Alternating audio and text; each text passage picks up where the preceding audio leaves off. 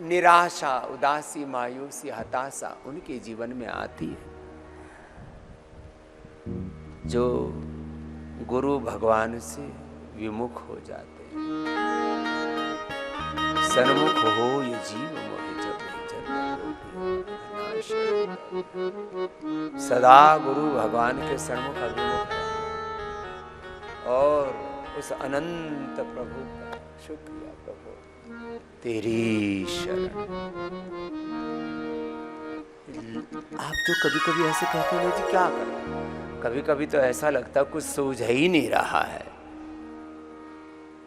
जब कुछ भी ना सूझे तभी भी देखो, अब ऐसा बहुत लोगों के जीवन में होता है कि कुछ भी नहीं सूझ रहा, तो लोग क्या क्या करते हैं उल्टा पुल्टा। जरा पहले तो ये सुन लो, कुछ लोग बहुत खाने लगते हैं डिप्रेशन में, मतलब इतना खा लेते हैं, खाते खाते रे राम राम बहुत मोटे हो जाते हैं, फिर आदत पड़ जाती है। कुछ लोग नशा करने लगते हैं,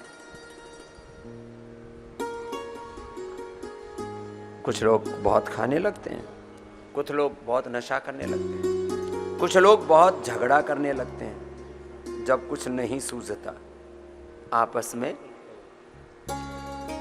थोड़ा खटपट होने लगती है, कुछ सूझ ही नहीं रहा ना। जब ऐसा कभी कोई अवसर किसी भी परिस्थिति में आ जाए, अब इसके घरेलू कारण भी हो सकते हैं, इसके आपस के संबंध भी कारण हो सकते हैं, इसके व्यवसायिक कारण भी हो सकते हैं, इसके धार्मिक कारण भी हो सकते हैं। आप किसी अनुष्ठान में लगे हैं और संकल्प की पूर्ति नहीं हो रही है तो निराशा आ जाती है। क्लैब्यमास्मग्म पार्थ नैतत्त्वयुपपद्यते क्षुद्रं हृदय दौर्बल्यं त्यक्त्वा उत्तिष्ठ परन्तप मामनुस्मर। सदा भगवान की स्मृति। नष्टो मोह स्मृतिर्लब्धा, ये 2 श्लोक याद रख लेना सदा।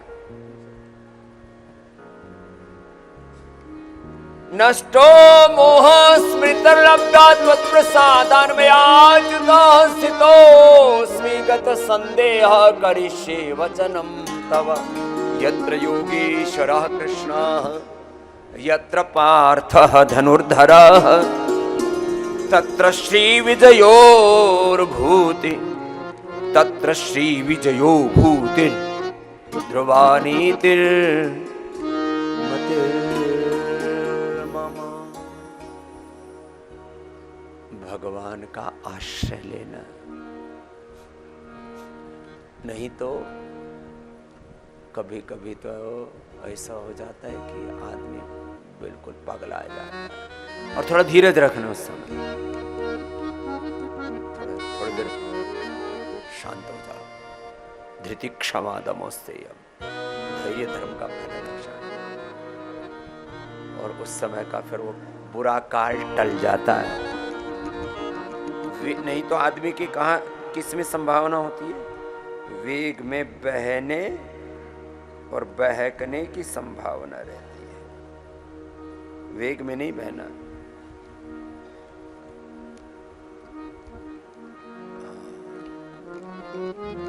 उलझ मत दिल बहारों में, बहारों का भरोसा क्या। सहारे छूट जाते हैं, किनारे टूट जाते हैं, किनारों का भरोसा क्या। बड़ा उल्टा पुल्टा है जिंदगी। तमन्नाएं जो तेरी हैं फुहारे हैं ये सावन की, फुहारे सूख जाती हैं। कितना जोर से मेघ बरस रहा था, अब शांत हो। तमन्नाएं जो तेरी हैं फुहारे हैं सावन की, फुहारे सूख जाती हैं, फुहारों का भरोसा क्या। और कभी कभी तो मन में इतना प्रबल वेग उठता है माया का। माया महाठगनी है ये। ओहो, जब कभी ऐसा प्रबल वेग उठे ना, तब गुरु भगवान को याद करो। त्राहिमाम पाहिमाम रक्षमाम शरणागतोस्मि शरणागतोस्मि शरणागतोस्मि। जब कभी ऐसा हो जाए ना, तो बस एक गुरु प्रभु का आश्रय ले ले, नहीं तो ये मन पता नहीं कहां ले जा करके तुम्हें पटक देगा। फिर तुम यही कहोगे क्या करें। तू संबल ओम का लेकर, तू संबल राम का लेकर, परम प्रभु की शरण लेकर, सद्गुरु की शरण लेकर, विकारों से सजग रहना। कहाँ कब मन बिगड़ जाए, विकारों का भरोसा। अच्छा, व्यक्ति विचलित क्यों होता है? जैसे मैंने कहा ना, कभी मन घबराता है, क्या करें जी, बीमारी इतनी आ गई, हारी बीमारी इतनी है, घर में इतनी समस्या, बहू बेटियों की ये समस्या है, और कुछ तो समस्याएं ही सोचते रहते हैं सुबह से शाम तक। समस्या के सोचने से समाधान थोड़ी होगा, समाधान करो। समस्याएं किसके जीवन में नहीं है? समस्याएं तो भगवान राम जी के जीवन में भी आई थी, कृष्ण जी के जीवन में भी आई थी। समस्याएं सबके जीवन में आई। जिनको दुनिया में अवतारी सत्ताएं कहा जाता है, महापुरुष कहा जाता है, पूर्व पश्चिम उत्तर दक्षिण, सारे जहान को देख लो, संसार को देख लो। और समस्याएं भाई हमारे जीवन में भी खूब आई है, बचपन से लेकर के, बचपन से नहीं, जब से पेट में थे तब से लेकर के। जब हम माँ के पेट में थे तब माँ ने बताया, एक दुष्ट आदमी ने उनको बहुत जोर से लात मारी, लात घुस्से खा करके हम तो पैदा हुए। और अभी तक भी खूब दुनिया के असुर लोग रोज हमारे साथ पंगा रखते हैं। हमने तो किसी का बुरा किया नहीं, लेकिन हम भी ऐसी मिट्टी के बने हुए हैं कि जब तक जिएंगे अपना धर्म निभाएंगे। ये काय ने सब, ये सब दुनिया में जितने संकट हैं तो आने जाने हैं, आए हैं चले जाएंगे, इसके बारे में क्या सोचना। अपना काम करते रहो, जो अपना कर्तव्य उसी पर न्योछावर हो जाना। ऐ मनुष्य, तेरे जीवन का कुछ भी नहीं ठिकाना। बाकी तो जब तुम्हारा कर्म ठीक होगा ना, तो सब चीजें अपने आप ठीक हो जाएंगी। अब मेरुदंड के लिए योग। अब देखो, दोनों हाथ ऐसे साइड में फैले हुए, जो इतना भी ना कर पाए, थोड़ा थोड़ा तो ऐसे, थोड़ा एक तरफ पैर जाएंगे, दूसरी तरफ गर्दन जाएगी, धीरे धीरे पूरा भी हो जाएगा। अपने सामर्थ्य के अनुरूप ऐसे करना। तो कम से कम 5 अभ्यास मेरुदंड के लिए। ये मर्कटासन एक अभ्यास, इसका फिर दूसरा अभ्यास,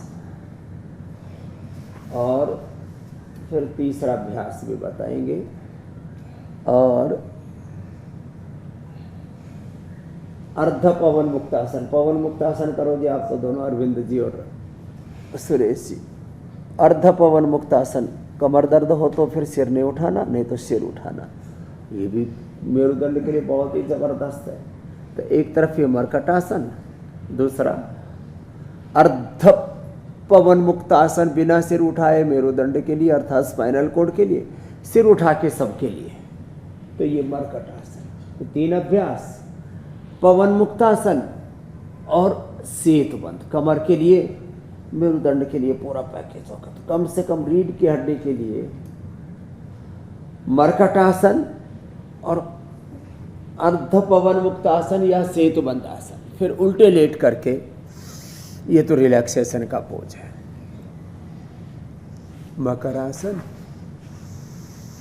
भुजंगासन, शलभासन, इतने आसान है, सब कर सकते हैं। तो यही हो गया योगा फॉर स्पाइनल को, मेरुदंड के लिए। अंग्रेजी में आजकल बोलते हैं structural imbalance. Yoga for structural imbalance and spinal cord, मेरुदंड के लिए। और स्ट्रक्चरल इम्बैलेंस के लिए, शारीरिक संतुलन के लिए। हम तो इसको 100 बार करवा देते हैं तो ये पावर योगा की श्रेणी में भी आ जाता है, जिससे जितना बन पाए सामान्य मध्यम तीव्र गति से ऐसे 1 और ये 2 अभ्यास ऐसे अपने अपने सामर्थ्य के अनुरूप ऐसे श्वास भरते हुए ऊपर, श्वास छोड़ते हुए नीचे, ऐसे एक रिदम के साथ, एक लय के साथ ऐसे ये भुजंगासन, सामान्य गति, मध्यम गति या तीव्र गति से गति का चयन अपनी शक्ति के अनुरूप, और भुजंगासन के बाद ये शलभासन। तो मेरुदंड के लिए योग, स्ट्रक्चरल इम्बैलेंस और स्पाइनल कॉर्ड के लिए योग।